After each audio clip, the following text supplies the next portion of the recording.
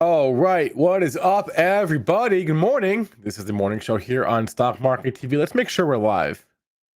Are we live? What's going on here? Let me just check on YouTube. Are we good to go? Yeah, no, we are not. Why are we not live on YouTube? Or are we? Maybe we are and I'm just not seeing it yet. Well, I think we are. Good morning anyway. Welcome to the morning show. Got a lot going on today. Obviously, it's Nvidia Day, so we'll talk about that.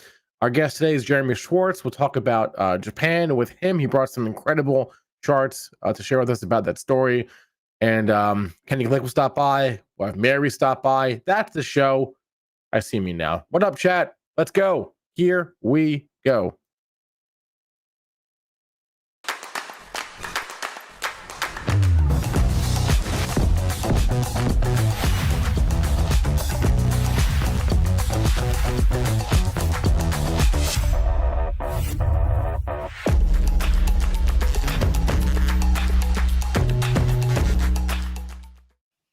All right, we out here. Big day. Big day.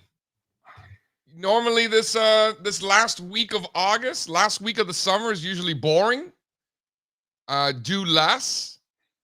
Completely ignore. Don't overthink the behavior. And now here we are, 2024.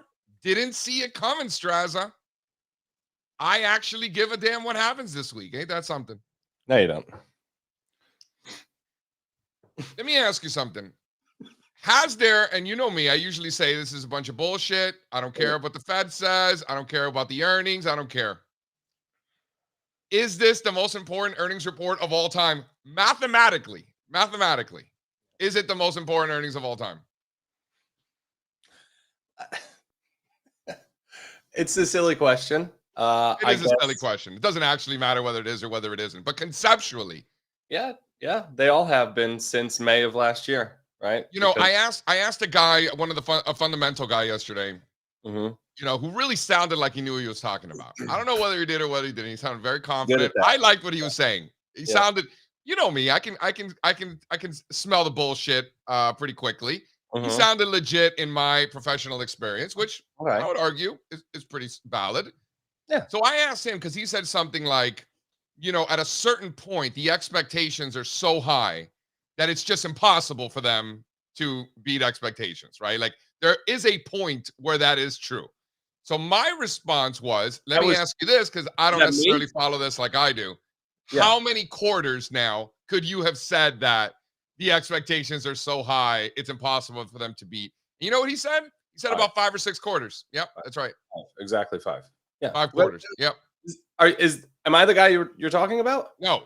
I don't care. I don't care what you think about that sort of thing. Got it. We had the same conversation yesterday. Yeah. Since May of last year, every earnings report since has been the most important. Yeah. The whole market moves on it, right? So it's like we're going to get on live this afternoon, and we're not just watching the price action in Nvidia, watching the price action in the entire semiconductor complex, all the sympathy trades, all the AI stocks, they all move with this report. So the whole market will be moving. You want a few fun facts, and then we'll hit the state of the markets? Couple fun facts. You ready? Yeah. All right. So Nvidia represents 7.6% of the NASDAQ 100.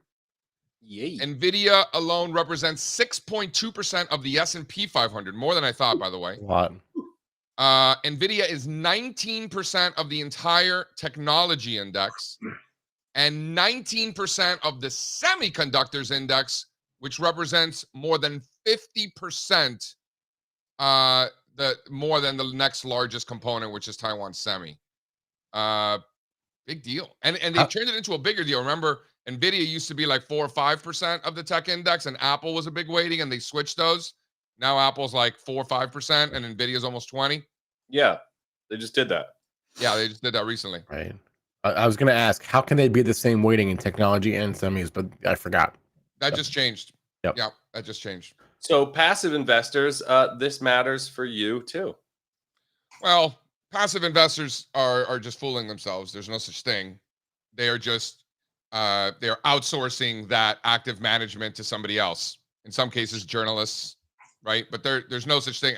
This is a great example, right? Like you could tell yourself you're a passive investor, but clearly someone's making active decisions for you, and you are hiring them to do that, whether you like it or not, right?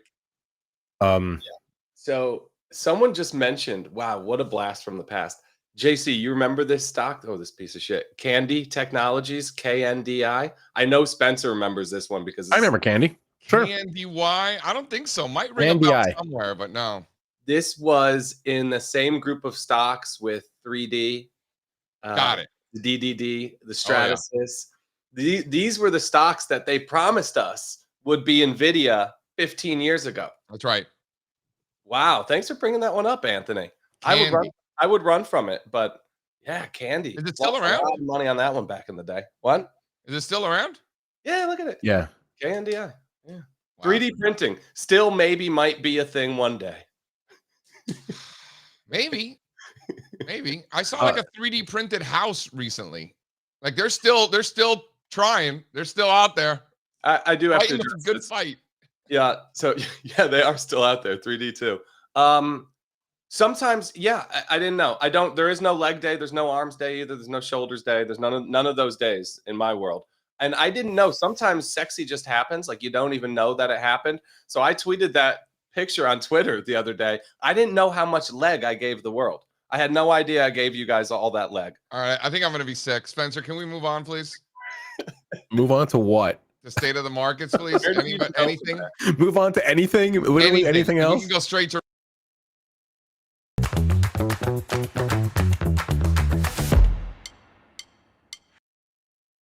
anything but a conversation about Strazza's legs. Dow futures this morning doing nothing, my friends. 41,300 flat on the day after a new all-time high close for the Dow, world's most important index, yesterday. S&P 500 futures flat as well, 5640. On an equally weighted basis, the S&P 500 hit a new all-time high yesterday. NASDAQ 100 also flat going into Nvidia earnings, 19,640 for NASDAQ 100 futures, flat on the day. 30-year bond futures flat on the day, slightly above 124. Crude oil down 1.5%, down to 74.5. Copper down 2%, 422. Gold down 1%, just under 2,600. 25.30 for gold. Silver down 2.5%, 29.65 with the volatility index back at 15, broke down below 16. Now, over in funny money land, you had quite the sell-off yesterday. Bitcoin bouncing back this morning, up 1%, back above 60,000. Ethereum up 3%, 2,536. Solana up 1%, 148.5. Binance up 2%, 545 for Binance. Total crypto market cap, Spencer Israel, 2.07 trillion, with Bitcoin dominance still above 57%. How do we feel about all that? I feel like it's on the precipice. I feel like we're on the precipice here, right? With on the Bitcoin. Precipice of what? If it doesn't start getting going soon, I don't know where I was going with that, but I feel like it needs to start participating. The cryptos? Yeah. Yeah. I mean, come on now. I hear you loud and clear. I want to 6 months. Let's go. We have so much to talk about today. First of all, can we just throw up slide 2 here? Let's set the stage for what's happening this afternoon. Normally I don't like to make a big deal out of things like this, but with sometimes like there's nothing I can do. Crypto fixes all of this, right? Don't throw up the equally weighted S&P, and then we'll come back to the Nvidia. Crypto fixes all this because crypto doesn't have earnings, so I really like that. But in TradFi, we have to deal with these earnings situations, which in a lot of times it's just overhyped. But in this particular case, I really don't think it is. I think it's really worth talking about. All right. So first chart, on an equally weighted basis, you're looking at a new all-time high for the S&P 500. This sort of eliminates that 30% weighting in technology. This is half that, by the way, right? So you're looking at a broader measure of the S&P 500. Now, to be clear, we live in a market cap weighted world, whether you like it or not. So the equally weighted index is not the greatest, the most important. It's none of those things. It's just a different way to look at the markets, remembering that we live in a market cap weighted world, right? As we should. As we should. There's nothing wrong with that. But we want to look at these broader measures and see if it's just tech, see if it's just these mega caps, or if we're seeing it down the cap scale. We're seeing it across sectors. And obviously, as we've talked about here quite a bit, we're seeing that. Industrials making new all-time highs, financials making new all-time highs, healthcare making new all-time highs, staples making new all-time highs, communications, a nose hair away from making new all-time highs. So we're seeing it all over the place. And obviously those are the drivers for the equally weighted S&P. Now, the biggest headwind going into today, and Spencer, if you could throw up the new slide 2 here. Somebody said in yesterday's chat, slide 2 is really the star of the morning show. It's a great comment. Great comment. Whoever said that, shout out. This is the headwind. Now, let me ask you, Mr. Spencer Israel. What do you think about this? Do you think that this is JC cherry picking a specific chart?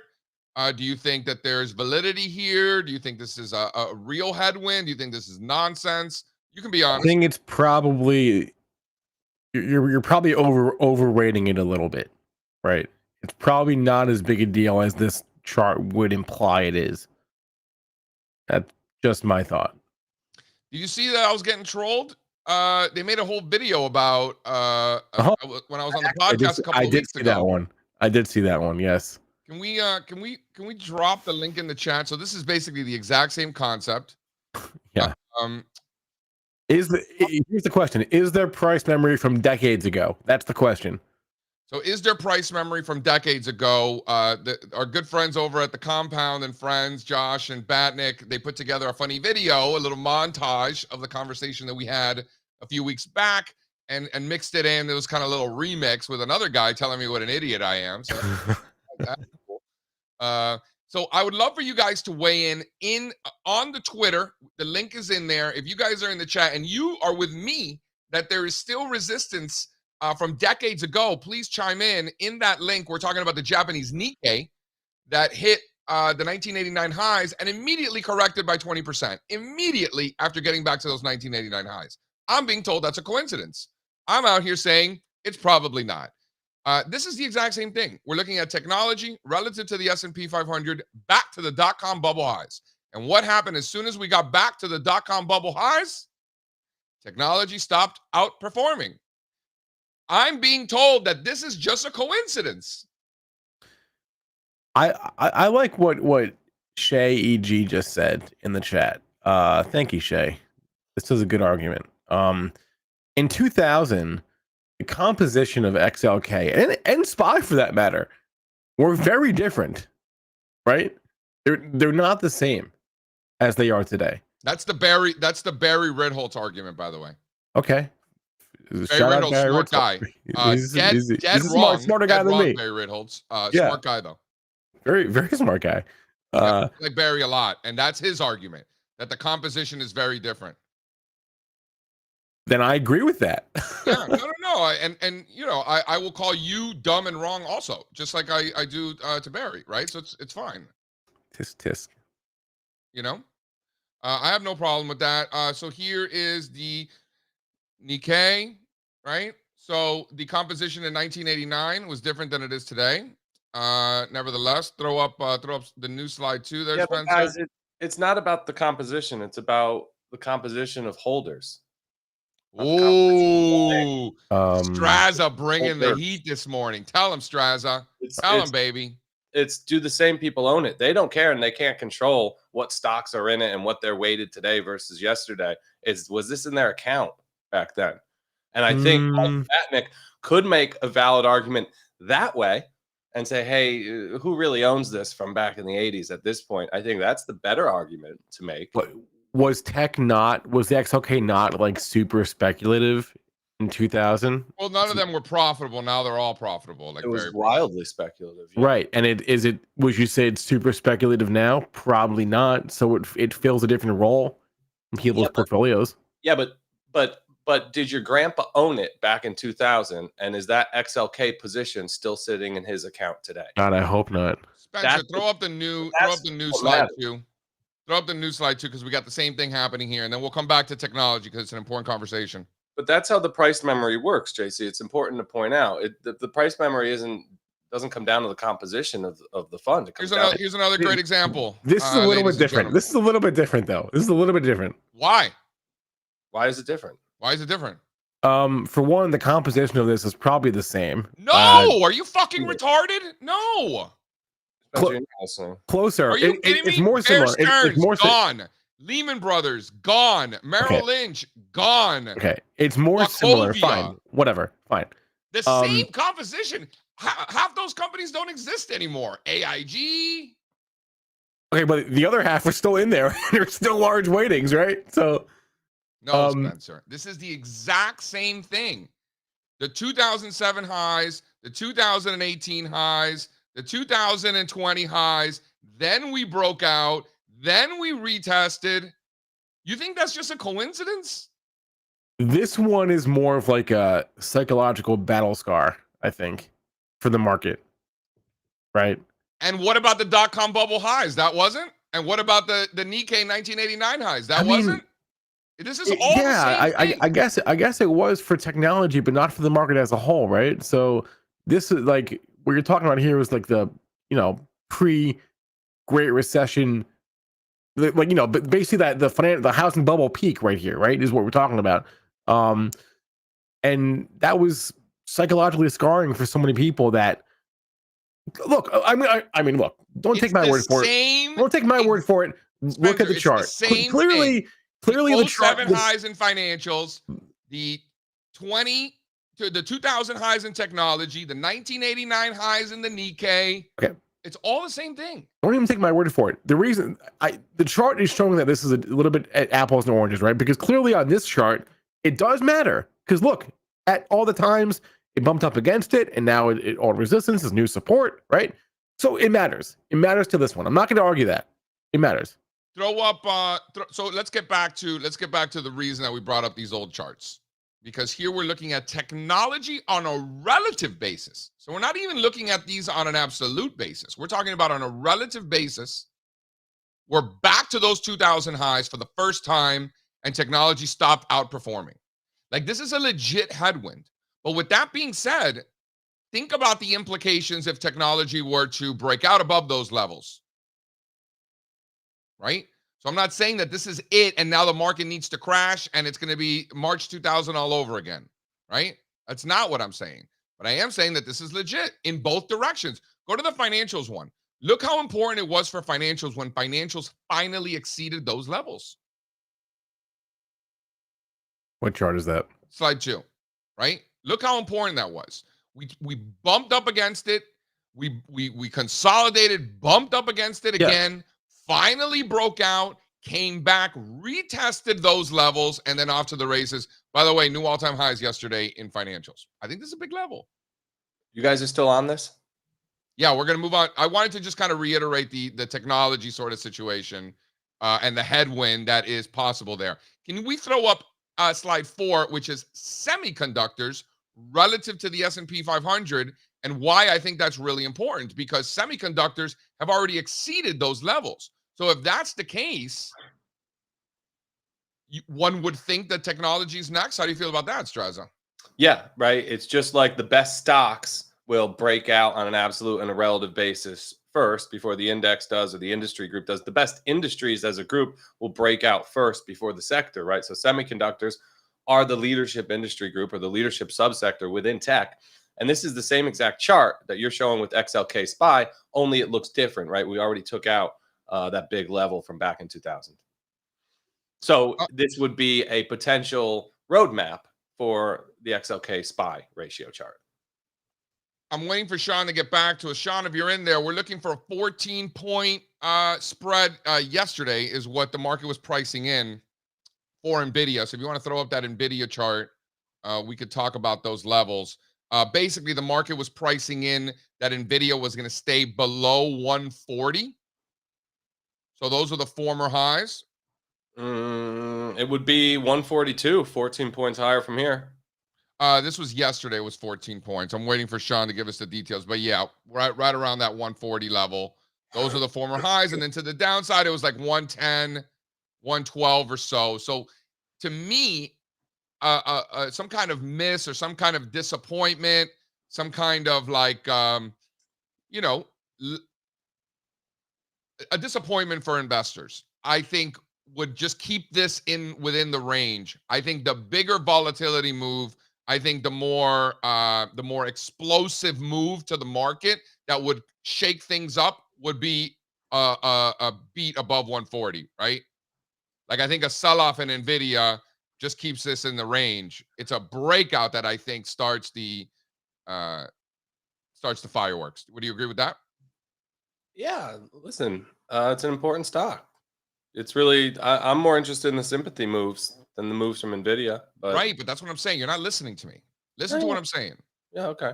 If they beat, then we'll see the sympathy reactions, and if other stocks. Right, but what I'm saying is, if it's a disappointment and Nvidia sells off, all it's doing is staying within this range.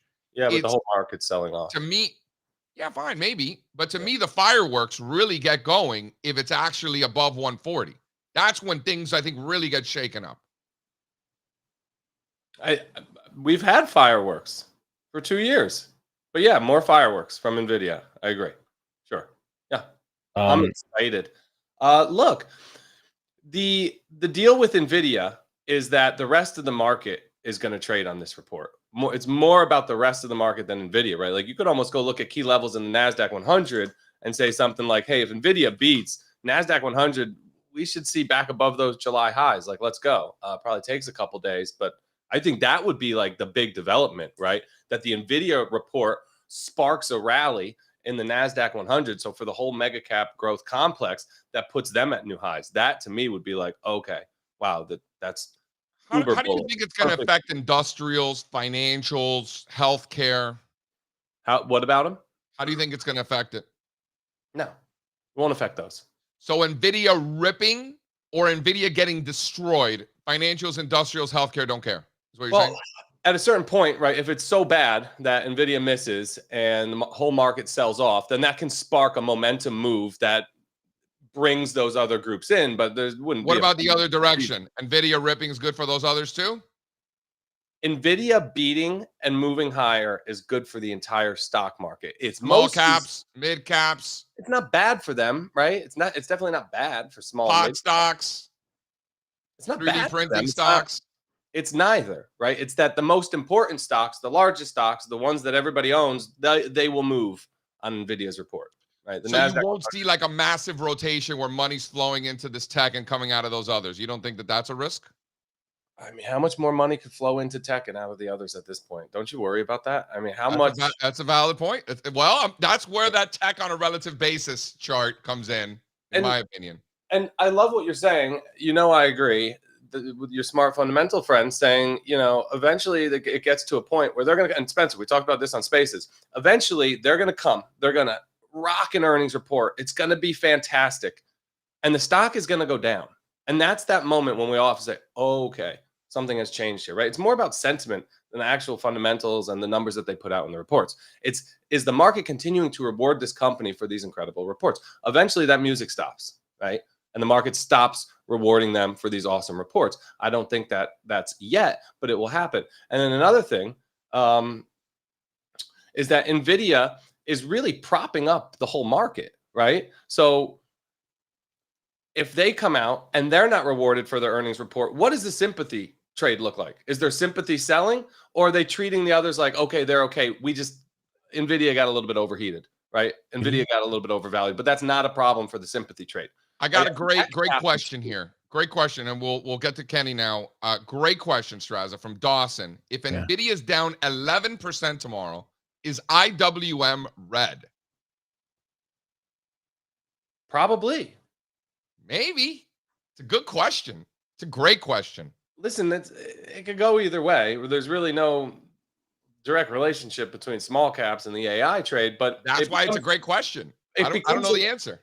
It becomes a liquidity situation, right? Is money flowing into the market because Nvidia did well, right? And then the rest of them probably get treated well. Or is money coming out of the market because Nvidia didn't beat, then the rest of them probably don't get treated well. But there's no like direct fundamental reason for that. It's a liquidity. I like how it said 11%. The expected move is 10%. So I like how he went just beyond that. Overbone over here says disagrees that Nvidia is currently propping up the whole market. I don't think anybody actually believes that. We have the math. We know that Nvidia is not doing that, right? Is there anybody still saying that? I don't think so. Right? Propping up. What does that even mean? I mean, are people still saying it? Probably, but we don't care. So it also the question of who else is actually going to buy Nvidia at this point? You've had 5 quarters, very, very well advertised bull market, right? That Nvidia was the poster child of. We've had 5 quarters. You need one of the most under-owned stocks in America. Nvidia is one of the most under-owned stock. See, I don't even want to know what that stat means or like what the source is. Because I'll tell you why. Because you see your account, Strazza, your account doesn't matter to this planet, right? Nobody cares what you do. But institutional money managers that actually move money, they are benchmarked to the S&P 500. I know you're not, neither am I. We don't care what the S&P is doing. We just want to get paid. But these institutional portfolio managers are benched to the S&P. And the average weighting from these active managers is far below the weighting in their benchmark. Nvidia is one of the top 2 most under-owned stocks in the S&P 500. Okay. So when you're asking me who's going to buy it, I don't know. They're still not at their bench. So there's still room to go. Cash on the sidelines. Okay. You trust those numbers? How'd you get those numbers, sir? How did you get those numbers? How could you possibly get those numbers? How did I get those numbers? You can't say stuff like that because you don't know. Because portfolio managers have to file with the SEC and have their holdings, and we know what the weightings of the indexes are. It's just math. Not all portfolio managers are filing anything. It's 100 million in AUM is where the rules kick in. So there's a ton of guys. And if you don't have 100 million AUM, you don't matter, bro. Oh my God. If you have less than 100 million AUM, it might as well be 0. You don't matter. Okay. Can I bring Kenny on? Yes. Okay. Come on, Strazza. It's been a long time coming. They ain't come from my club, they tug it. Putting up numbers, 99 pounds, and I still kept it 100. Hola. Yeah. Kenny Glick in the house. They're wording with you people. Hey, Kenny. Good morning. You got me all excited. Strazza. I like that commentary. What's up, y'all? Kenny, are you going to be trading Nvidia for the beast today? No big deal. No big deal. What Strazza said was kind of like describing my holiday. So there's going to be a moment where sentiment changes, and it's going to start with a gap up and a roll over. So, ooh, please. So what I'm looking for is kind of what he was alluding to, this idea that they'll have their good numbers, they'll continue with their great news, and the stock will tell you something differently. That's what we're all about. Again, I love an earnings fade. So if that happens, that will trigger some more, selling in the queues. But right there, let's just stop right there. That's what I hope to see happen. So you hope to see they gap up and they fade them. Yes. That's that's the Kenny Glick selfish best case scenario for Kenny. Not so much best case scenario for Earthlings, but for Kenny. Oh, I don't really care about anybody else. We're trading. So, again, that's I don't care about anybody else either. No doubt. And listen, I'll take the other side too, because if they gap it down and everyone starts getting all melancholy, flip the book, ramp it higher. You got the gap down, and then next thing you know, you start going green, and then all hell's going to break loose, and then next thing you know, this thing's above 140, and this conversation is moot. I win the prize, and we're up to 150. So again, I'm loving it. And you know what? For now, I don't even care about Nvidia. We've got a lot of earnings reports that came out this morning. The list is long. Tell me more. Tell me more. Very excited. So we got some names. If you guys want to watch something other than the chip stocks, I got some Chewy for you, some Abercrombie and Fitch. Ooh, Strazza's attention. We got some Kohl's, we got some LI, we got some Foot Locker, we got some S. Remember S Strazza? We got some Box, we got some JWN, and we got some Amba. So you like chip stocks? How about this Amba? Remember this one? It was tied to the drones when that became really popular. Stock is up huge, and again, there's a lot of activity. That's a lot more earnings reports this morning than I thought there would be. So if you want to look at something other than Nvidia this morning, take a look at some of these ideas and look at some Foot Locker. Again, this thing, another company that's probably on the way to zero. But stocks that get hammered when they're underneath the VWAP, they provide you this opportunity to take a little, bing, a little quickie trade. So this thing's above 30.5. I'm looking at Foot Locker below the blue line, which is the VWAP.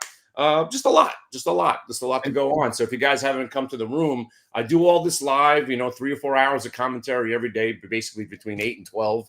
And we're just banging out winners. Yesterday was really nice. And, again, back to that QQQ trade that Strazza was talking about. Yesterday, we were short this market. Again, blatant, beautiful trading around VWAP and prior day VWAP. Right here, it got a collision between the 1 minute and prior day. We got the sell-off that I was looking for. And then here's something I don't mention, the faux show bro. You guys know the faux show bro? No. All right.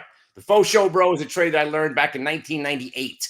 The market wants you off the trade before it goes higher. So it fakes you out, it shakes you out, and then it breaks out. Fake out, shake out, break out. Because a lot of people will put their stops at the low of the day. So the market does a really good job in saying, hey, you guys want to sell down there? Great. We're going to take your shares, and now we're going to leave without you. So it's the fake out, shake out, breakout. And when you see the faux and the show beneath the VWAP and you break over the VWAP as part of the bro part, this trade has worked about every time I found it for the last 22 years. So phenomenal action yesterday on the Qs. And I'm hoping to see that type of action tonight. If Nvidia does somehow gap down and they shake them out and then it starts to rally, all hell's going to break loose on the upside. And it could be very exciting. But to the other point, if the elation's there in the morning and it starts to fade and that fade becomes a reversal, we're going to get a pretty nice sell-off. So either way, you should be excited for tonight, tomorrow, and I don't know if you're around by Friday, but by Friday, I probably won't even be here. Can I ask you guys a volume question? And I want to get into the Chewy, but can I ask you guys a volume question? How much do you think that this move is going to be exaggerated by the fact that it's the week before Labor Day? Traditionally, we're all at the beach this week. You think that's going to impact thinner markets, Strazza?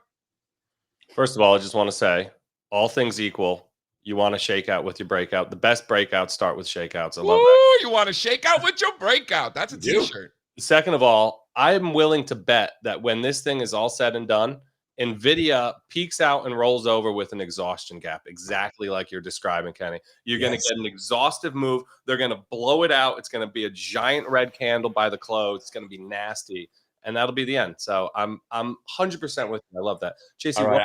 What was a moment alone?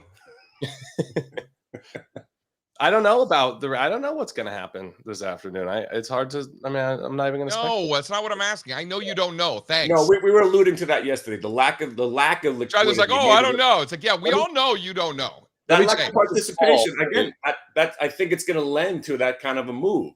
So if it starts to roll over from a gap, it could get really, really nasty because there's not a lot of people to be there. But the idea that old adage of the non-participation, it's all algorithms now. Most of this market's kind of pre-programmed.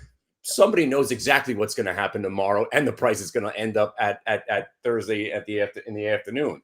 So again, that used to be something different than it is now. But to your point, I do think it's going to be a bigger move than normal. So there you go. The long answer, the short answer is yes. Throw up slide 2, Spencer. Can we talk about Chewy, please?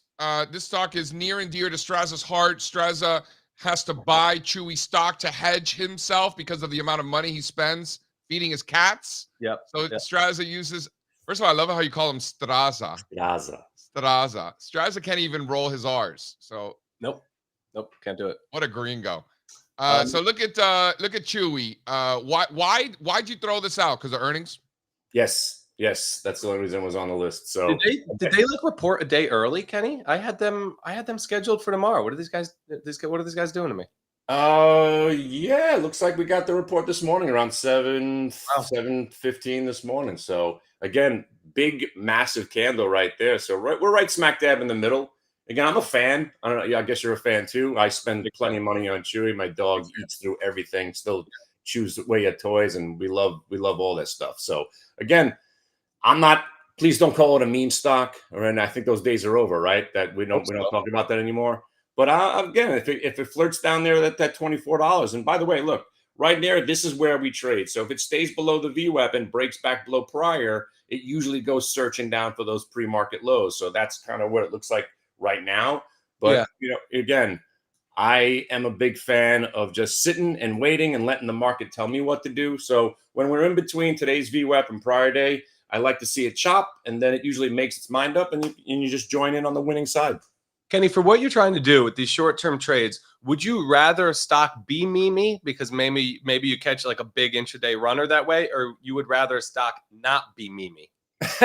Well, that's funny. Mimi makes more volume, and the more volume, the better. You know, the charts work better. There's less risk when there's more volume because you're getting less, I guess, manipulation, and the spreads are tighter. So more volume is always better. So more mimi it is, I guess. Yeah, I like that. Makes sense. I agree. JC only wants to talk about Nvidia today. JC's like talking about Mimi and hated. Mimi and hated. First of all, I'm ready to talk about Japan with my homie, and I've been talking about Japan more than I've talked about Nvidia. You just haven't been paying attention. I'm getting ready for my man Jeremy Schwarz. Do you know Jeremy, Mr. Warlock? I don't. Jeremy Schwarz. Good egg. WisdomTree. Are you doing? We all know Jeremy Schwartz in our life at one point or another. Are you doing the thing with him like you did last year at the Future Proof? He hasn't invited me. I guess I must have underperformed. Yeah, you didn't do great. I don't blame him. All right. Thanks a lot, Kenny. All right, guys. Good luck. I'll see you tonight, right? Or around 4:15 from the beach, right? Oh, yeah. I'll try to bring my laptop. Good luck. All right. Well, let's bring on Mr. Schwartz. Nice. Jay, we've been friends for a long time. Make the call. I mean, this is pretty professional, guys. Nice show you got going here.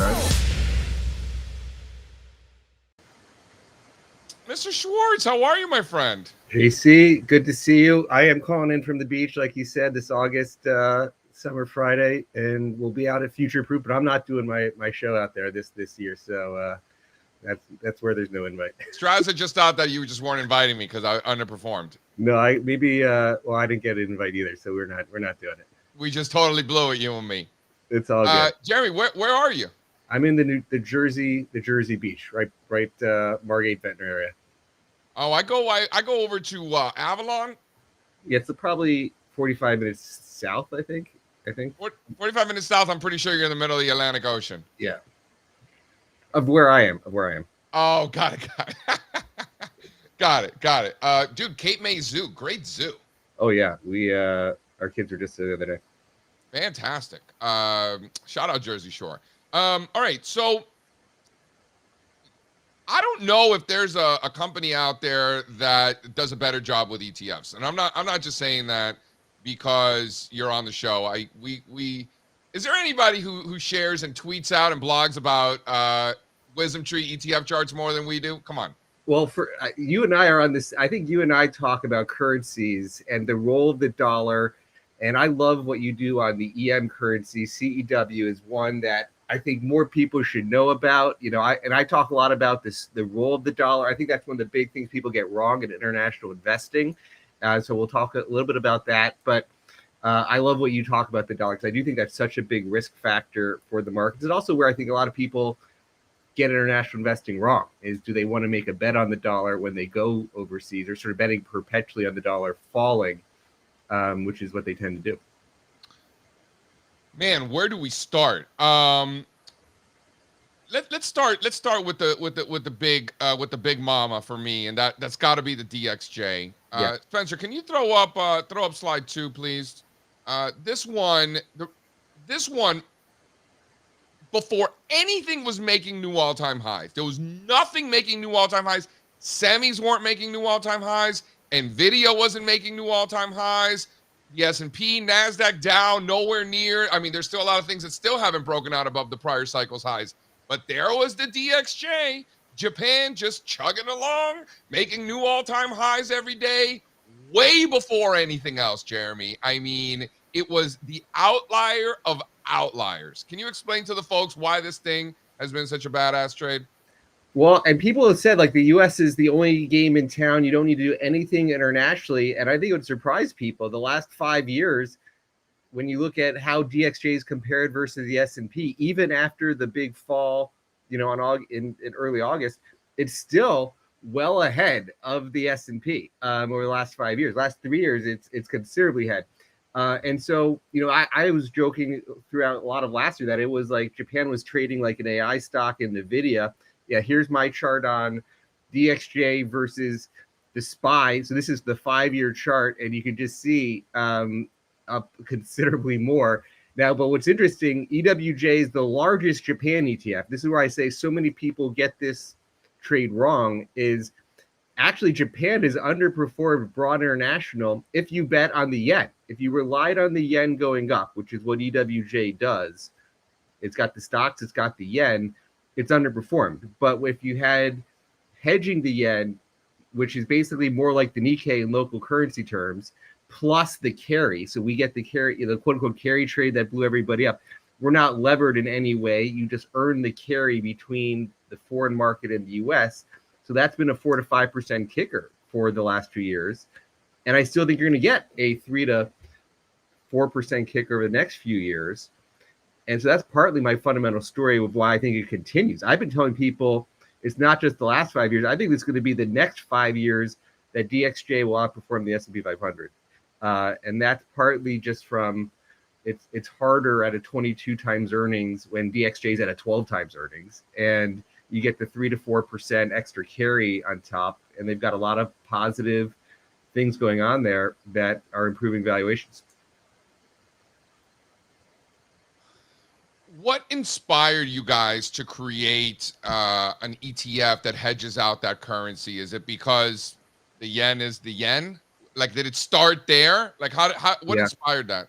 So we started 15 years ago. Our first currency hedged ETF was 15 years ago, end of 2009. At the time at our firm, we had like 2/3 of our assets were exposed to a strong euro.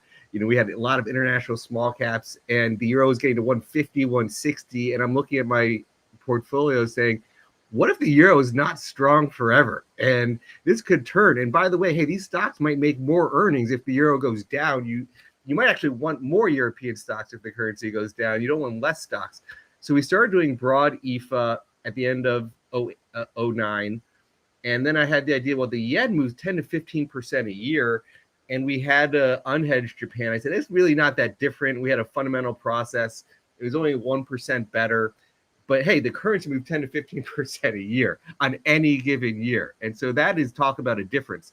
And so that was the original insight was that. And then you had the earthquake in 2011 where it skyrocketed. I love how the euro is what inspired the Japanese hedge. Yes. Is that really true? That's what I was thinking. I would have bet my life it was the opposite. Well, interesting. We had we had the broad EFA first, then we did Japan like 4 months later, but it was motivated by seeing what was happening in the euro. But the first one that was successful was Japan because of the earthquake. About 500 million came in pretty quickly after the yen was skyrocketing towards 70, 80. Then we had success with the euro hedge version as well. Oh, and after the earthquake, which one? Fukushima? Yes, exactly. Oh, I was long uranium stocks for that one. No bueno. Yeah. I remember it well. More interesting now. Yeah. Okay. Sticking with that currency theme, I mean, this is an ETF that I absolutely love. Throw up the CEW there, Mr. Spencer Israel. This one is a basket of 14 emerging market currencies equally weighted. Do I have that right? Yeah, it's trying to give you the broad feel. It is equally weighted. The yields on it are close to 9% today. So there's the price movements of the currencies, but you're investing in forwards. I talked about it's sort of like the carry trade where these foreign currencies have higher interest rates than the Fed, and so you earn the local interest rates in their market. So if the dollar does turn, and you look at this as, I think, one of the broad gauges for where is risk sentiment equities generally, which I think is an interesting one. Yeah, because think about it. If the Thai baht and the Korean won and the Philippine peso and the Malaysian ringgit, if these things are ripping, is that evidence of risk aversion? No. Probably not. And so now you get 8% on top of it. So if you think about, the Fed lowering rates and your money market not earning as much as the Fed starts cutting rates, that's one of the things that tends to send these currencies higher. You get, it's actually a place to diversify some of your bond exposure. And as strong as the dollar has been, this has outperformed broad bonds over the last 5 years, even because of that higher interest rate. So I think this is a really interesting option if the dollar does pivot, collecting that higher income abroad. Zoom out on the next one there, Spencer, just to give the folks some perspective as to where this thing has been, where it could potentially go to. I mean, this thing, double bottom or not, I mean, this thing is still down near, the lower end of the range when you really zoom out. I mean, there's a lot of potential upside here, no? It's been one of those places, again, where people, partly the sentiment towards, I mentioned, it's like the U.S. or bust. Nobody's wanted anything international, so there's been very little flow. China's sentiment has been negative, and so people have been, if any, doing EMX China and equity world, but those flows help drive these currencies too. But as the Fed pivots and you earn higher income abroad, I do think this becomes a very interesting option for what people used to just do in fixed income or short duration fixed income. Yeah, and then just to be clear, guys, we use these ETFs every day. This isn't like a sponsored segment by Jeremy and WisdomTree. Jeremy's my boy from back in the day, and we use these things all the time. In fact, in some of these cases, we've been using these ETFs, and I didn't even know they were WisdomTree, right? So that's what we're talking about here. Why don't you tell me about some of the other interesting ETFs that maybe I'm not as obsessed about? And maybe I should be.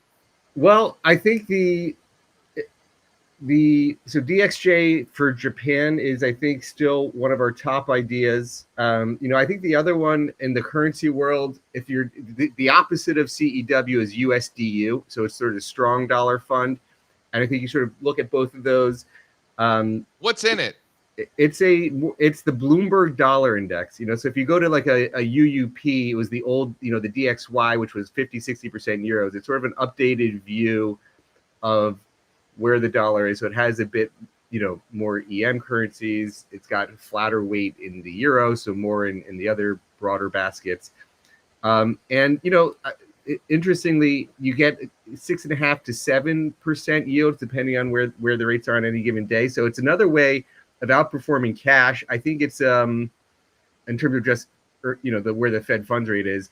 I think that's another one to go back and forth with CEW and USDU, looking at the trends in both of those. I think the dollar has been a very good hedge for risk. And this is where I think people make the mistake internationally is if the dollar is strong, that's a headwind to our earnings, versus when the dollar is weak, it Coke, Apple, Pepsi, all the consumer companies, all the tech companies, their earnings get a boost when the dollar is weak. So the question is, do you really want to bet on a weak dollar when you go to international, like EFA that we had before? IHDG is one of our broader international baskets for developed international. It doesn't have the currency. I think that's a much better core international, and then things like DXJ to complement for a Japan story. But IHG, I think, is a better international than traditional unhedged that people have been doing with the traditional. What are the biggest country weightings in the IHDG? It'll be throughout Europe, Japan, Australia. It's a little underweight Japan because it's focusing on higher quality stocks. I call it, it focuses on profitability. It's got a decent position. Healthcare, it's biggest sector with 20%, consumer discretionary 20%, industrials 18%. From a country perspective, I'm just pulling it up today. Looking at the fact sheet here, you got UK at 17%. UK, that's a big weighting in the UK. Switzerland 15, Japan 15. You know what's interesting, Jeremy, in that UK, you got 17% UK. UK's got 0% technology. So you're really bringing, you're really getting that X tech exposure there. I really like that a lot. But it's high quality. So, it is high profitability stocks. When people go international, they say, the S&P has much higher profitability ratios, much higher return on equity than international. They tend to be cheaper value sectors. This is like the types of quality stocks that you would get in the US, but at a lower multiple. Japan, if it has a knock on Japan, is that they had strapped all this cash on their balance sheets, and so they had low profitability ratios. That's like the pivot that's changing, is that they had all these companies priced to book below 1, so they're now doing more dividends and buybacks to get that profitability ratio up. So that one's a little underweight Japan for where I would be. But it's I think it's a good broad-based international story. I got an ETF question because, guys, if you're new to Jeremy Schwarz, Jeremy has forgotten more about the ETF business than I will ever know. So when I have ETF questions, I think it's important to know, who knows things and who does not. I do not. I've actually learned a lot about ETFs in the recent weeks, but that's another story. When you look at the total equities market globally, you're looking at about 100 trillion, 110, 105, something like that, right? When you look at the total ETF market, you're looking at about 8 trillion-ish, right? The argument that the ETFs are the driving forces of the market and the stock moves and everything like that, when I look at that math, it just doesn't seem to be that is the case at all, right? Can you speak to that? Like, how do you address that when that question comes up? Well, who the number one guy who talks about this type of story is Mike Green of Simplify. He's been out there saying that the flows to passive are dramatically impacting the relative price. And it goes beyond ETFs in that argument. It's that, hey, there's all these there's ETFs which have become the best vehicle for index funds, but there's all sorts of institutional money still indexing, just not in an ETF wrapper. So people have said the estimates of how much are indexed, it's not easy to get an exact number. I've seen estimates that it's up to half of the assets are now indexed in the US. And so that relative flow, this is, to me, like one of the big questions is there's definitely been a trend out of active and mutual funds towards ETFs and passive over the last 10, 15, 20 years. The question is, how much is it impacting valuations? Like, is money really leaving value investors who were being more discerning about which relative stocks they were buying and just buying the whole market? So money's flowing out of value towards just the market, insensitive to price, and having this compounding effect. There could be some of that, generally passive flows, that it's impacting some of the relative prices, but I do want to see more of that research on where are the flows really coming out of. Is it really just how much is that relatively impacting the price? It's a hard question to get a definitive answer for it. Michael Green's on the side that it's dramatically impacting the relative price. Wow. Balchunas is then the opposite side. Yeah, that's what makes a market. Two sides of a debate, and you can keep. There's definitely estimates. Sounds to me like a roundtable discussion that should be had at a festival, right? Am I wrong? That sounds like a perfect type of discussion. Yeah. Sponsored by WisdomTree. All right, give us one more. Give us one more ETF that you think is really cool that we should have on the radar.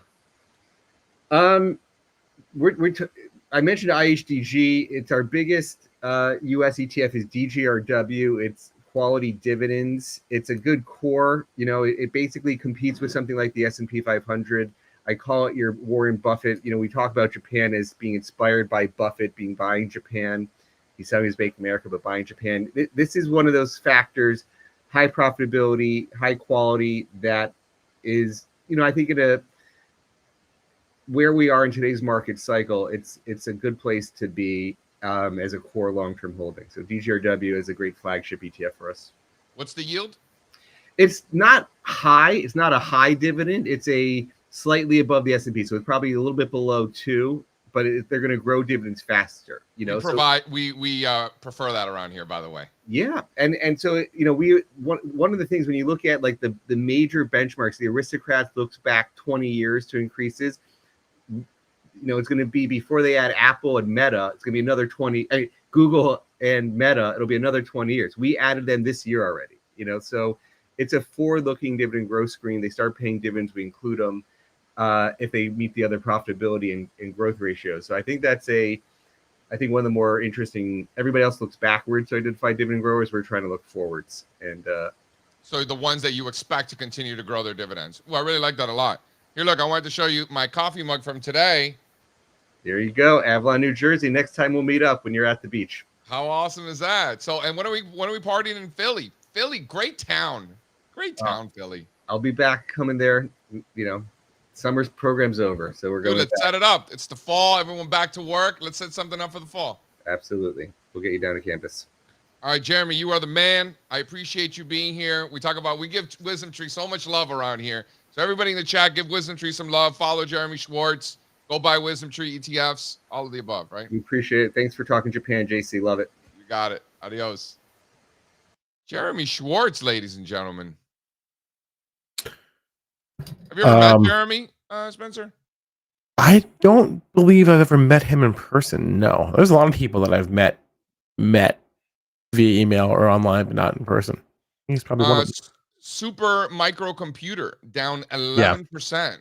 This just in. I know. This was in the chat a little while ago. I don't know if we have the chart handy, but it's the Hindenburgers. No, not that. Hindenburgers are back. No, that was yesterday's headline. Oh, it was yesterday's headline. So who is it today? This morning's headline is probably Strazza's. This is probably Strazza's favorite headline, I think. Favorite in the sense that like you are entertained when it happens, I think, and that is they have delayed their 10K. They're covering their ass here because improper revenue recognition, I'll say it again, is not always fraud. If we only could quantify just how many companies in the S&P 500 are improperly recognizing revenue, it would blow all of your minds. So it would literally, you would give up on the stock market. Additional time is needed for SMCI's management to complete its assessment of the design and operating effectiveness of its internal controls over financial reporting. This is the old Sarbanes-Oxley Act. This is literally the cover your ass exercise of public companies. This is about internal controls, not restating revenue. They're going to review their policies, review their documentation, review their policy memos around internal controls, and then put those out in the next report. They have not made any updates to the results for the fiscal year and quarter ended June 30th, 2024 that were announced in the press release dated August 6th. That's them saying we're not restating revenue. We're just making sure that our policies around internal controls are tight because we have these companies writing nasty things about us on the internet right now. Are you saying, are you implying that no, this is not a big deal. Wait, no. So you're implying the algorithms trading pre-market didn't actually read the entire thing. They just saw the headline and they're trading off of that? This is not about restating numbers, period.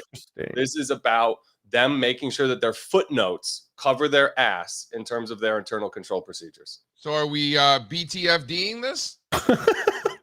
Listen, I mean, this is why short reports get written. They got the move they wanted. Now they've knocked this thing down, what, 10% in the last. So these criminals, so these crooks can now cover their shorts. Yeah, they probably are.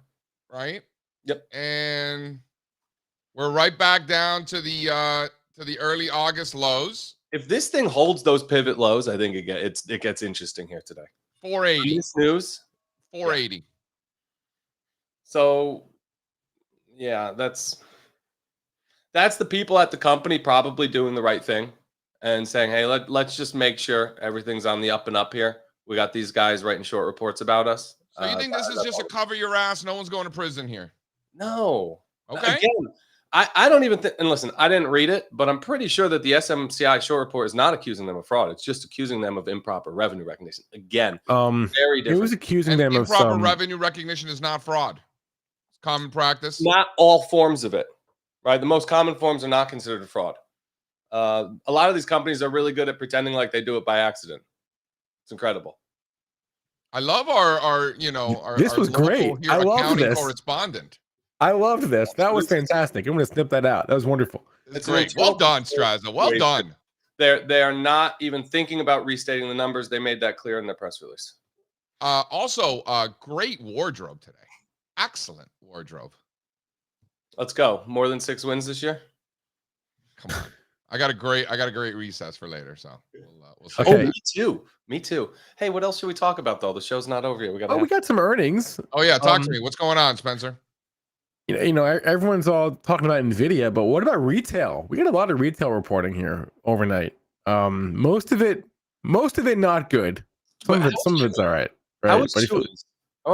Talk to me about the Chewy. How was it Chewy? Well, we kind of did that with Kenny already. I mean, no, but what? We're up. It's good. It's up. We're up 7% this morning, right?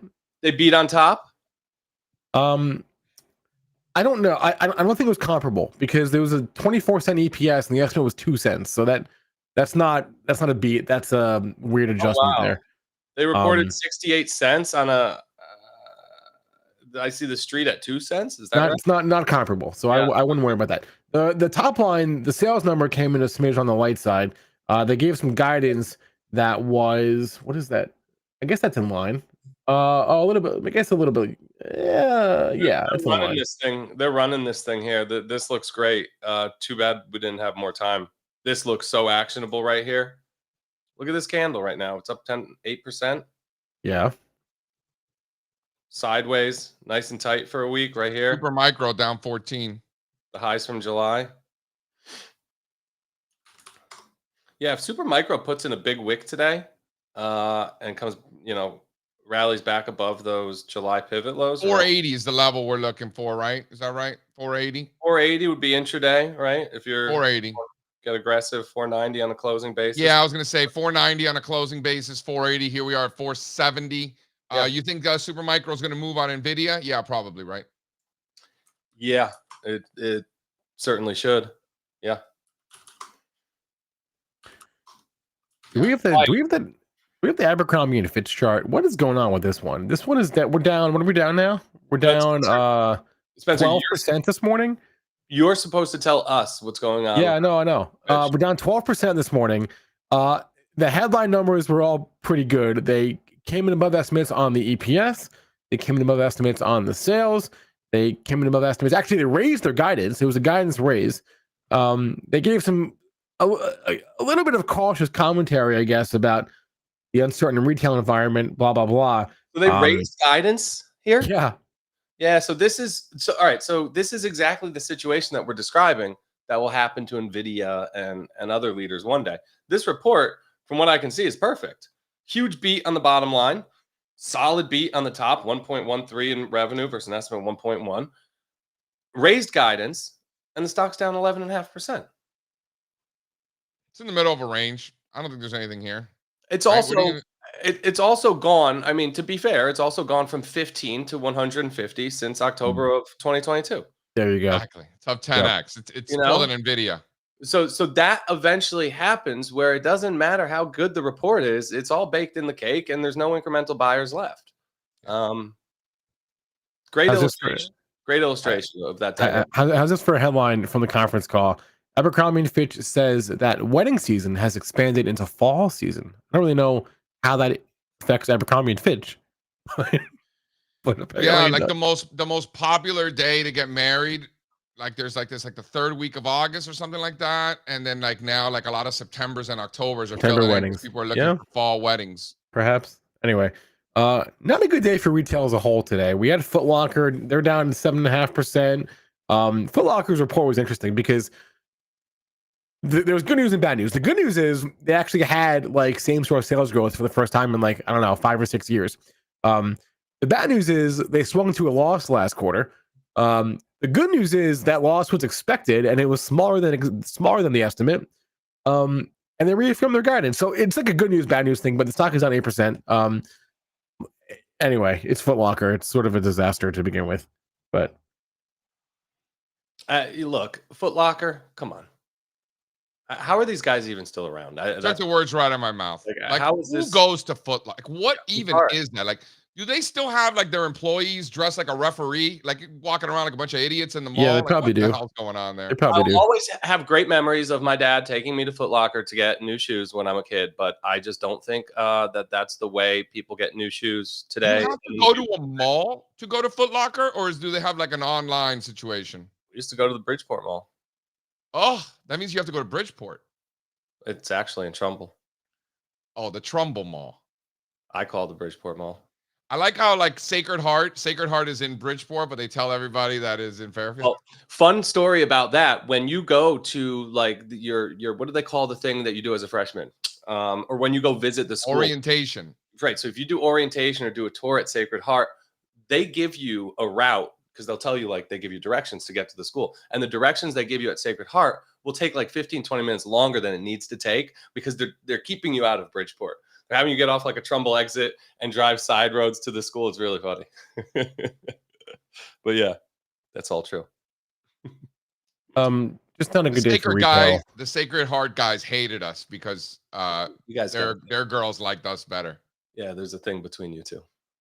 Oh, we had no problem. They're the ones with the problem. It's like a Duke, North Carolina thing. Yeah, like it the is. North Carolina girls like the Duke guys, and the North Carolina guys don't like that. It's, Yeah, it's you kind guys- of like that on a you guys smaller scale. They put you too close together. You're at the same bars and stuff. Yeah, who wants that? Yeah. The Sacred Heart girls love the Fairfield guys. Okay. What it is. Hey, how about this Coles? Okay. Right at support, up a couple percentage points today on earnings. We have the chart floating around here somewhere. I don't know who There goes. we go.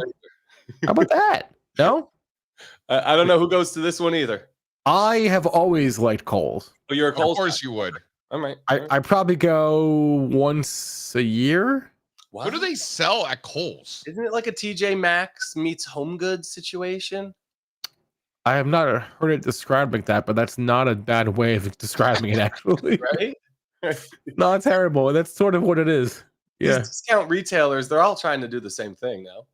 Some are just better than others. Like Ross stores too, isn't it the same kind of situation? We have a Ross here. I don't know. I don't know. I don't have a Ross, but So what do they sell at Kohl's? Shoes? it's a department store. They sell clothes, jeans, shirts, formal wear, whatever. Sounds terrible. I don't think Foot Locker was ever in the Dow chat. I know for a fact that Foot Locker Yes. was never in the Dow. Does anybody actually claim that? No. So Spencer, what are the kids buying at Abercrombie and Fitch these days? I don't know, dude. I haven't shot. I haven't been inside an Abercrombie and Fitch. We got one. Faded jeans.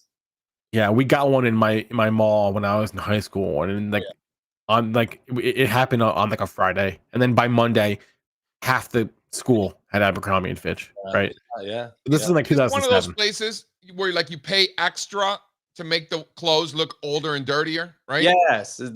These guys were like the pioneers of that back Yeah. then. It's good business. Like But let's just make our shit look terrible and charge more. Yeah. We'll destroy Okay. your clothes for you before you buy them. Yeah. Yeah. Right. Like we don't want you putting in all the work and destroying your own clothes. We'll destroy them before you even buy them. What a business model. It's a great model. We'll rip this shit up and sell it to you. A great model. What about the on holdings? Can you throw that up? The on holdings. Shout out Roger Federer. Slide 2 there, if you will, my good man. I recently bought a new pair of on holdings. I needed tennis shoes because I take tennis lessons now. It's like my new thing, and so I needed tennis shoes because playing tennis in running shoes is a bad idea. So I bought tennis shoes. So I was like, all right, well, we trade this stock, so I'm gonna try it. I can't begin to tell you how many compliments I have received on my new pair of on shoes. Really? Are they comfortable? They're supposed to And be, I'm a better tennis player because of the shoes. but they're supposed to be like padded and comfy, and they got like the new tech. It's the new tech. I don't know about all that, but they're comfortable. I mean, I don't know why they're comfortable. I don't know why it makes me a better tennis player, but No, that's true. I'm kind of my backhand is off like but too good. See that there's something there, and this is important. A lot of people will laugh at this point, but if you dress like a better tennis player or you dress like a better golfer, it does flow through a little bit to your game, right? It does because there's like pressure. Like those baseball players, we used to call them postalitas, is what we used to call them back in the day. Postalitas. We got the glasses and the arm thing, and the eyes and the thing. Like if you're gonna do all that, you better play well. Like, or you really look like a schmuck. But So like this is kind of like that. When I show up there looking all fly, I better look good, right? But when you put on the right gear, what you're doing is you're mentally preparing yourself to kill it, right? So then you put on the right gear, you look good, you look like you're good, you feel like you're good. You could even trick yourself into thinking you're good. That's right. Bang. It's all That's mental. right. That's what Strazza tells himself with all the money he spends on golf clothes. He's like, wow, I look so good on the golf course. I mean, it's too much. until you look great until you tee off, right? All right. Yeah. Phil's telling me the Hokas are in too. The Hokas. They What's are. a Hokas? The Hokas? Yeah, it's something What is similar. that? I think they're the padded one. Phil's really into the padding, the heel padding. Is that the Speaking- Uggs? Speaking That's of which, Deckers owns Hoko. shout out UFOs. Lost my pair of UFOs. Had to buy a new one immediately. There's just once you go UFOs, you don't go back. Once you go big heel, you don't go back to normal. Yeah, UFOs. Shout out UFOs. Shout out Phil Perlman. UFOs part of the Perlman program. My girlfriend makes fun of me so much, does not want me to wear them in public. I do not care. These sandals are so comfortable. And now they're trendy. Now they have them in all the sandal shops. I used to have to order them online. Now they're everywhere down here. So they're catching on. Love to see it, UFOs. They got some good ads on TV too, of like people flying. I love it. Last thing, and then we'll bring Mary on. Stock of the day so far is Ambarella. Shout out Semiconductors, up 18% on their report. Is this the one that makes airbags or something? Ambarella? They make something funny, don't they? Or No. they do Apple things, right? iPhone things. Back in the day, they were super in, like, they were involved in like GoPros back in the day, way back in the day. But I don't think that's what they. Or no, it was Garmin. The Garmin or GoPro? I don't remember. Got it. Now they just do chips. I thought that's the case though with a lot of these chip makers. If you dig in, you read the report. A lot of them are very concentrated in terms of their customer base, right? Like in other words, like this one Garmin chips for the iPhone, this one makes chips for the GoPro. And when they lose those contracts, or God forbid those products stop selling as well, like it can really affect the semiconductor business that supplies the chips to them. Spencer, before we bring on Mary, can you throw up slide 7? You can even bring Mary for the segment, but just throw up slide 7. I want to talk about this for a second. I would promote UFOs. Okay. So here's Nvidia. They're reporting earnings later this afternoon. I don't know if you heard. Still pricing in now that the market's open. Options trading started 13 minutes ago. Pricing in still a 14-point move, which is about it was 10 11% yesterday or so, right? It was 10% yesterday. 14 points. So what's 14 divided by 127? Call it 11-ish. Yeah. So here we are at 127. So you're looking at 141, 142 to the upside, and you're looking at about 114 to the downside. So what I said before, I'll say it again. A 14-point move to the downside in Nvidia keeps it in that box. So I wouldn't expect crazy fireworks in that scenario. It's just still in a range. I think the fireworks and the volatility will come in if we break out above that, and it's a surprise to the upside. That's, to the downside, I don't see many fireworks. I think the fireworks are to the upside. Still 14 points. You're making the call. I was just looking at the implied volatility, the IV percentile. Nvidia has had a higher implied volatility 0% of the time over the last year. Wow. I know. All right. Look, another potential outcome from all of this is it's a snooze fest, right? And maybe they don't move it too much after hours. And we could come in tomorrow with like a little like flattish report, and we're still in this flag. Can I make a confession? Can I make a confession? What? I was thinking that this morning, right? I'm thinking to myself, I was like, what if this is a nothing burger? And then I have Strazza in my ear, because you're in my headspace. I have Strazza in my ear. The options market is very smart. The options market is very smart. There's a reason why the price, like, that's me thinking, what if it's a nothing burger? I have you in my dome being like, oh, the market is very smart. It's very smart. So do you not agree? Well, the way I look at these things is I don't look at the price of Apple stock and say, oh, it shouldn't be priced at that. If people are buying and selling it for that, then that's its price. And there's probably a good reason for it. And I look at, call and put options the same way. There are people trading these markets and participating in these markets with a lot more information and a lot more money than us, right? And they could probably make a better call at what that expected move is. I'm not going to look at the price of an option, say it's too much. It is what it is. That's how much it is. Trust me. That's what you have to pay for it. Selfishly, I'm rooting for a nothing burger. This is kind of like an election. Like the market just wants it to be over. Like that's how I look at this. Maybe I'm wrong. Maybe there are fireworks. Like I said, I don't think there's going to be fireworks to the downside unless it's like severe. But if we're in the teens, in the 1-teens, I don't think that's a big deal.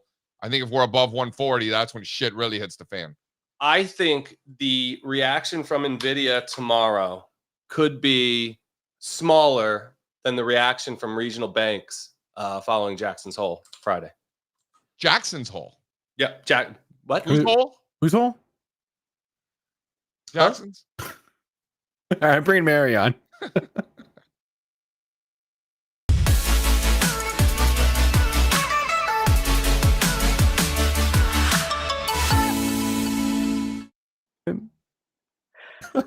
I don't know how to compete with Jackson's Hole.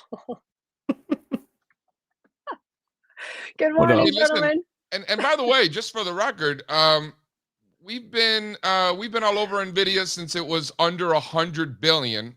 It's up 30x since then. I think Mary or Spencer, somebody did a search on our trade ideas over the last like 6 or 7 years. There have been a lot of trade ideas, more than I thought, actually, along the way. Anybody have the number off the top of your head? No, there just What? were a lot. No, No. I just, just want to reiterate, like, we're not new to this story about Nvidia. We've been all over this. In fact, in 2023, Nvidia was breaking out before semiconductors. It was the easiest buy of anything in the market at the time. I shouldn't say easiest buy. It was the least difficult buy of anything in the market. This was before semis broke out. The relative strength has been there. So just proud of our team that we've been all over Nvidia, right? This isn't like something new, right? What's up, Mary? Yeah. So, actually, I had a little laugh at Dawson's comment about us doing this streaming event. This is the first time I think we've really covered earnings. I was joking with my husband last night. Man, wouldn't that be classic for us to be calling the top here of Nvidia when JC gets involved and wants to talk an earnings report? So we had a little laugh over that, and I just thought Dawson mentioned that in the chat. I usually dismiss it. I mean, I usually just say, who cares? But like, this is a big deal. This is on paper, whether it is or whether it isn't, we'll see. But on paper, this is the most important earnings report in the history of the United States stock market, or global stock market for that matter. No?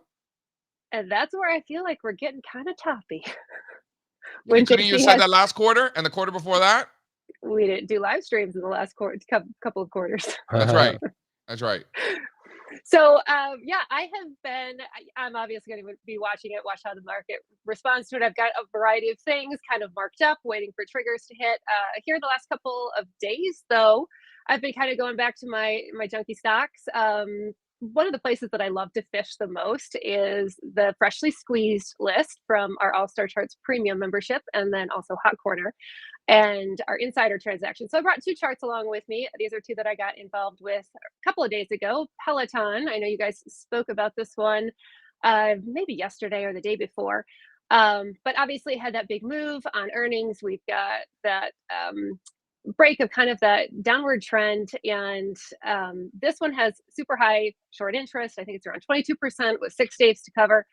I got involved just because we were kind of taking out that 450 level, and it's been a good trade so far. So this is, again, not something that I'm looking to hold long term, but for a quick trade and for a quick squeeze. I like this, and like I said, the freshly squeezed is a place where I go fishing a lot, and it's, the junkier stocks that I like to kind of fish around for whatever reason. I don't know why, just because they've been left for dead, and I feel like there's a chance that they could catch back up maybe. The other one that I have been watching and just got recently involved in is SoFi, and this one super interesting because we've got the CEO as a massive insider by a couple of times. And so we crossed, it's not marked up here on the chart, but we crossed over the July highs VWAP, and that's where I got involved. And now I'm just kind of waiting to see where this one goes. It's kind of, been consolidating here over the last couple of years, or just kind of going sideways, and could be ready for a move. So we'll see. So that's what I've been trading. I've also got other kind of junkier things on my list, like Square and PayPal, Rivian. Check out the earnings gap in PATH. There's a huge earnings gap right there that we're kind of pushing right into that level, into that gap. And so that's one that's on my radar. So if Nvidia blows it out of the park and market just decides to gangbuster on, then I might be looking at some of those to get involved with tomorrow. We'll see. If it's possible to root for a stock you don't own, that's how I feel about SoFi. I'm rooting for it. I don't own it, but I'm rooting for it. Why do you care? I'm a customer. That's the only reason? I used to own it. I got washed a couple years back. But no, I mean, I would love to own it again one day, but I don't. I don't know. I think you're a customer? Yeah, they're my bank. I mean, my primary bank. Do you root for any stocks? I'm trying to think if I root for any. I don't think I do. Do you, Mary? I root for the crypto miners. That's the junkie nature in me. Yeah, you're rooting for those miners, huh? I sure am. Still with the amount that they pay their employees versus shareholders, you're still rooting for them, Mary? I follow price, JC. That's a little rude. It's a little rude. I also root for the automotive manufacturers, just because hometown, home Of state. course. I root against them. I know you do. Yeah. I'm trying to think, who do I actually root for? I don't think there's any companies out there that I root for. That's your prerogative. That's fine. No, I'm trying to think. Like maybe like you JP root for the Morgan, companies maybe, but that- not really. The companies that you frequent, right? That you patron most frequently, right? Those would be the ones. Like for me, I try it's not like, to go to publicly traded places. Like, I don't know. You've been going to Disney a lot lately. I mean, I'm only rooting for Disney because I'm long the stock. But I don't really. Yeah, I don't think I have a company that I actually root for. I'll give that some thought. It's a great question. Texas Roadhouses. Yeah. The only reason I might root for Texas Roadhouse is because they got some operation in there. Wait, It is on that note, very impressive. On that note, the other night you went to Red Robin, correct? Yes. How was that? Shall we? Yeah. Oh, is that your recess? Shall we? Oh, I didn't know. Sorry.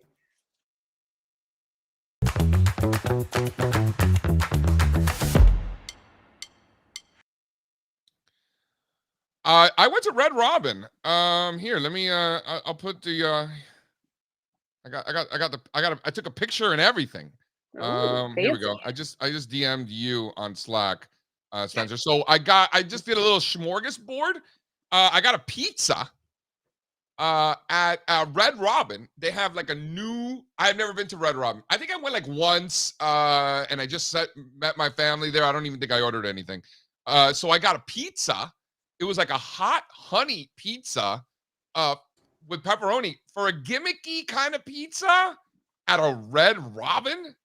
Sounds gross. Bad. Wasn't bad. I feel like shameful just saying that. Wasn't bad. I had a chicken sandwich. Chicken sandwich was delicious. What's wrong with you? Spicy chicken sandwich? Stop. It's a burger joint, and you didn't get the burger? You sound like my wife. You're like, you're not gonna get the burger? You're gonna tell me you don't like Red Robin? You order a pizza at Red Robin? Like she was already complaining about my ordering. Do you go to this is what I got. I got restaurants? the queso fundido. By the way, such an odd menu of random things. They got. Like, I said you Asian, weren't gonna like it, is what I Latin said. American. I was pleasantly surprised. The pizza, as bougie as I am with my pizza, is gimmicky. I was into it. The chicken sandwich like was that? great. That's not how the you queso cut pizza. fundido was pretty good too. This is terrible. I have no complaints about Red Robin, so I just want to give a shout out to Red Robin. Do you go to RGB. sushi restaurants and order pad thai? I had to. We had to go to Red Robin because, like, I guess my daughter's cheerleading or something. Like, they had a fundraiser, and like a percentage of the revenues for Red Robin went to the football teams and the cheerleading squad or something like that. So anyway, I had to go to Red Robin, and it was great. And they have a full bar, so I'm drinking Jameson. I got a little pizza, a little chicken sandwich. I go to Burger King. They don't have a full bar at Burger King. I go to other places. They don't have a full bar. So shout out Red Robin. For my boy's birthday party, actually, in October, we actually have a Red Robin food truck coming to the birthday party. That's not a thing. That's cool. That's cool. You can come if you want, Spencer. Red See for Robin has a yourself. food truck. I didn't know that. Food truck, Red Robin. You should come, Spencer. All It's right. at a farm. They got goats. They got pigs. They have a horse. They have 2 camels.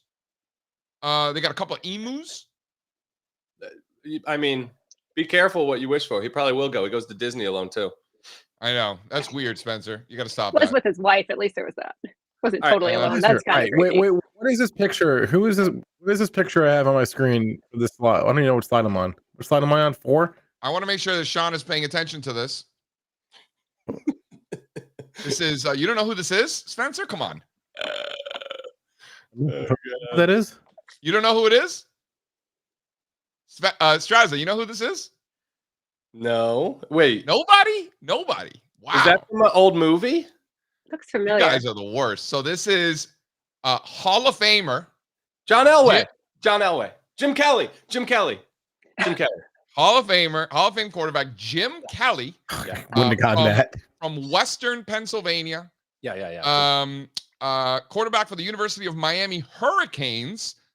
Future quarterback for the Buffalo Bills, of which lost 4 Super Bowls in a row. But Jim Kelly, super nice guy. And Miami plays Florida on Saturday. And here's a picture of Jim Kelly with a T-shirt that says "Gators eat boogers." It's a great T-shirt. It's fun. Based on my boots on the ground research yesterday, I don't know if that is actually true.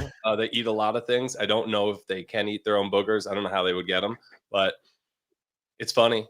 It's a great T-shirt. It's a great T-shirt. And you know what's great is that Sean is a Gators fan and a Buffalo fan.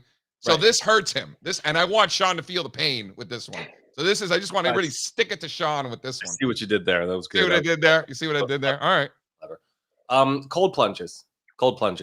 Anybody getting involved? Has anybody been involved in the cold plunges? I've got done enough it. I colds here really in don't like Michigan. it. No. Don't need it. So it's trendy. And I too loathe the people who live stream from their cold plunge baths on Instagram in the morning. So won't be doing that anytime soon. But wow, guys. I mean, have you tried it? Seriously. If you feel great afterwards. There's no cup of coffee in the world that can wake you up like a cold plunge. I mean, you get out of that thing and you're just like wired. Like everything feels better. I couldn't stay in for more than like 5 seconds. It was that bad. Like you get out, you got like pins and needles in your body. It was crazy. But it was the first time I tried it, and I'm bullish. I will do it again. I enjoyed it. Do you have one? No, I did it at the JW this weekend. You can buy you can get them pretty cheap on Amazon. They have like those like bucket things. I know. But then you need like an ice make. I'm not that bullish. I'm not that bullish, but I will get involved at the spa for sure. All right. Awesome. Yeah, Peter's saying you're not douchey enough to be into that sort of thing. No, not yet at least. All right. My recess is this is a video. Oh yeah, this is a video that wait, can you pause it? Can I pause it? Okay, this is a video that I took 9 years ago today. And it popped up on my phone this morning as like a memory. I thought it'd be fun to play. It's 9 seconds long, this video. I found this in my bedroom. It's a can of Sprite with nothing in it. What are you talking about? What do you mean? It's a can of Sprite with nothing in it. I thought that was fun. No, you don't think it's fun? I was gonna put a hole under it and no. There was no hole. There was no hole under there. You can't see it, but there's no hole. I promise. Anyway, fine. You guys don't care. I don't understand. All right. Did you buy it at one of those like stores at the mall? No, I literally just I found it in my room one day. I don't know where it came from. I bet it had a hole and it evaporated or something. Yeah, that's possible. This is what's going to happen if inflation gets any worse. True. This is what happens. This is what happens under this administration. Soda cans without any soda. Can you believe that shit? It was not frozen. It was not frozen. You couldn't hear it, but it was hollow inside. Anyway, whatever. Fine. I guess Mary, what do you got? So it's football season. First game is this Saturday for Michigan. Of course, we all remember how last season ended. So are they going to strip away that championship, Mary? Sorry to be such a gloom and doomer. Are they going to strip that away? No. All right. No. And even if they did, we would all still know who were the national That's championship. right. So, so we've got game day. I'm so excited. College football's back. Like, I'm in my happy place. I actually just got invited from a friend to next week's game. So I think I'm going to be going to, they're playing Texas next week. So I think I'm going to be going to the Big House next weekend to see the game. And I couldn't help but notice, JC, just because I wanted to be super prepared, I looked at the polls just to see kind of where things were at. I noticed Miami, down there around 19. That's cute. That's our spot. Oh, Mary. Is Mary quoting preseason polls? Preseason polls are like year-end targets for sell-side analysts. Hey-o. It's a marketing gimmick for dumb people. Can we go back to a year ago, last year's show when we first started talking about this, and I put up the preseason poll, and JC basically said the exact same thing, and I'm just going to reiterate: national champions. For the record, I actually root for Michigan. If there's a Big Ten school that I root for, it's Michigan. How about that? Definitely not Maryland. Fun fact. Hey, speaking of Maryland, Strazza, me and you this weekend. UConn and Maryland. I don't know if you knew that. Really? The Edsel Bowl. Yes. Sad but true. No one knows who that guy is, but yes. Wow. UConn versus Michigan. The Who Gives Maryland. a Shit game of the week. All Maryland. right. Yeah. Big game. Big game. Who knew All right. UConn had a football team? Who knew? We don't need. They should really get away. They should get rid of it. Frankly, no one's interested. I'm surprised they don't have a girls' football team. I know how you people in Connecticut love your female sports. We can't win everything all the time, JC. But certainly not football. All right. Last thing, we will be live at 3:45 p.m. Eastern time today, right before the close. I just dropped the link in the chat. We'll be talking all things Nvidia semis. Our free report that just went out. If you didn't get it, the link is pinned to the top of the chat. You should get it. It's free. We will have some special guests there. It'll be a good time right here on YouTube, Stock Market TV. It's literally called Nvidia earnings reaction. So biggest earnings release in American history. Who's rooting for a nothing burger? Me. I don't know. Bias to the upside is what that's. Less is more. Less is more is how I see this. No, but really, we're going to talk about some important stuff. I'm going to do a little bit about why Nvidia is not Cisco. We'll do a little bit of myth busting. We'll look back at the history of the last couple earnings reports, what the reactions were like, what the performance after was like. So we're going to get into it, and we're going to dive into the report and analyze it and kind of pick it apart a little bit live. So the report will probably be out. I'll look at the price. Yeah, if you let me. All right, that's it. Thanks, guys. Thanks, Jeremy Schwartz. Thank you in the chat for hanging out. Smash the like, please. It really does help on YouTube. We appreciate that. See you later. Bye, guys. Bye, guys. I can't take no loss. I don't even know what it